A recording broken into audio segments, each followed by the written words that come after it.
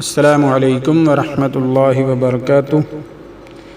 ناظرین و سامعین کرام، آپ دیکھ رہے ہیں ہمارا چینل صحت ہی زندگی ہے۔ آج کی اس ویڈیو میں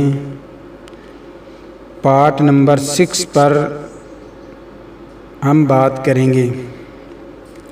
شادی انسان کے لیے ضروری تو ہے، مگر شادی ہو جانے کے بعد کن وجہ سے جماع نہیں کرنا چاہیے؟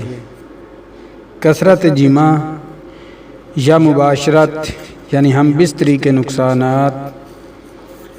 مباشرت ہم بستری کرنے میں بے حد اعتدال کی ضرورت ہے۔ کسی حکیم کا قول ہے کہ مباشرت ہم بستری سال میں ایک بار کرنی چاہیے۔ اگر یہ ممکن نہ ہو سکے تو 6 ماہ کے بعد، اگر یہ بھی ناممکن ہو تو 1 ماہ کے بعد ہم بستری کرنی چاہیے۔ حد سے زیادہ خواہش ہو تو 1 ہفتے کے بعد ہم بستری کرنی چاہیے۔ 1 سے زیادہ مرتبہ ہم بستری بجائے راحت کے نقصان کا موجب ہوتا ہے۔ حسب ذیل نقصانات کثرت جماع یعنی ہم بستری کا نتیجہ ہوتے ہیں۔ اکثر مجامعت یعنی زیادہ جمع یعنی ہم بستری کرنے سے عورت کا رحم گرم ہو جاتا ہے، جس کے باعث ویرج پھیل جاتا ہے اور حمل قرار یعنی حمل نہ ہونے کا نقصان دہ ہے۔ رحم کی اندرونی جھلی زیادتی جماع کرنے سے سنگڑ جاتی ہے، جس کے باعث زرد سا پانی رحم سے آنا شروع ہو جاتا ہے، جو عورت کو کھا جاتا ہے۔ مستورات کو حیض کی کمی پیشی یا ٹھیک وقت پر ماہواری نہ آنے کی شکایات پیدا ہو جاتی ہے، جو طرح طرح کی بیماریوں کا باعث ہوتی ہیں۔ اکثر مجامعت مردوں کے لیے بھی انتہائی نقصان دہ ہے۔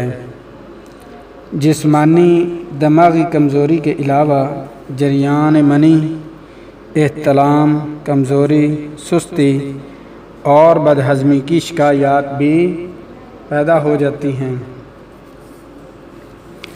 انسان گھل گھل کر زندہ درگور ہو جاتا ہے۔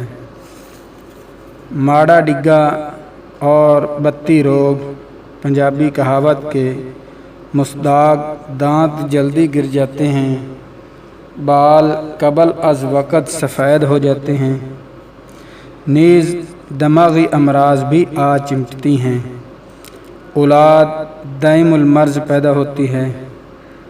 بعض حالتوں میں عمر طبی کو بھی نہیں پہنچتی۔ کسی نے کہا ہے جس طرح گھڑی کو پیچھے سے کھولنا گھڑی کے لیے نقصان دہ ہوتا ہے، اسی طرح عورت بھی پیچھے سے ہم بستری کرنے سے نقصان دہ ہوتا ہے۔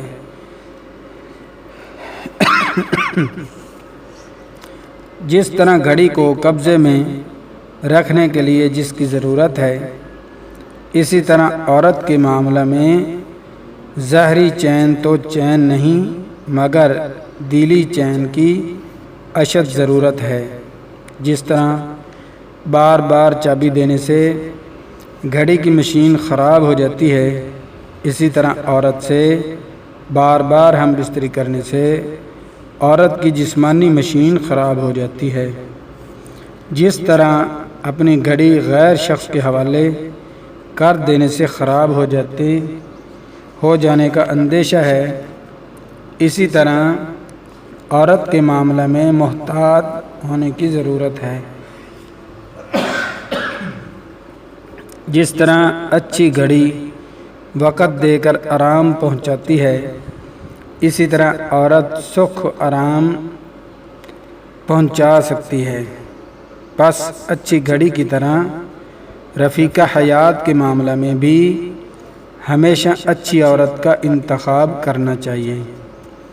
کن حالتوں میں جماع ہم بستری کرنے سے پرہیز کرنا ضروری ہے؟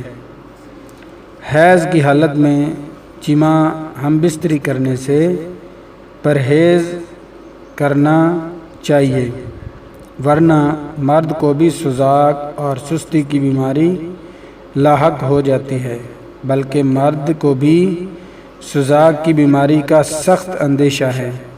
حمل کی حالت میں جماع یعنی ہم بستری کرنے سے پرہیز کرنا چاہیے، ورنہ صرف حمل کو ضائع ہونے یا بگڑ جانے کا اندیشہ ہوتا ہے۔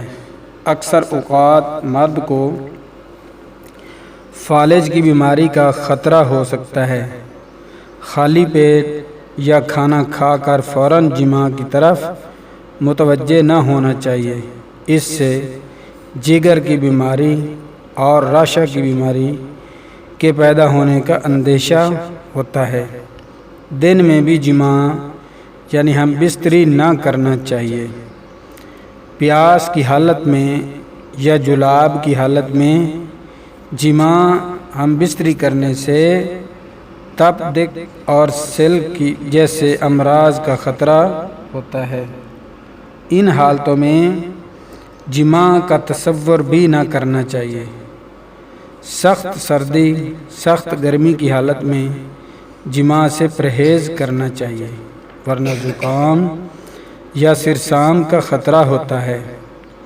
رنج و فکر کی حالت میں بھی اس فعل کی طرف دھیان نہ کرنا چاہیے، صحت پر برا اثر پڑتا ہے۔ نہانے کے فوراً بعد جماع کرنے سے دماغی امراض کے لاحق ہونے کا خطرہ ہے۔ ورزش کے فوراً بعد اس فعل کے انجام دینے سے رگ اور پٹھے اور اعصابی کے کمزور ہو جانے کا خطرہ ہوتا ہے۔ ان حالات میں جماع کرنا بھی صحت کو تباہ کرنے والی بات ہے۔ اگر ہماری ویڈیو آپ کو پسند آئی ہے تو جلدی سے ہمارے چینل کو سبسکرائب کر لیں اور ویڈیو کو لائک کر دیں اور دوستوں کے ساتھ شیئر کر دیں تاکہ ہماری ہر نئی آنے والی ویڈیو آپ تک بآسانی پہنچتی رہے۔ ملتے ہیں نئی ویڈیو کے ساتھ۔ اللہ حافظ۔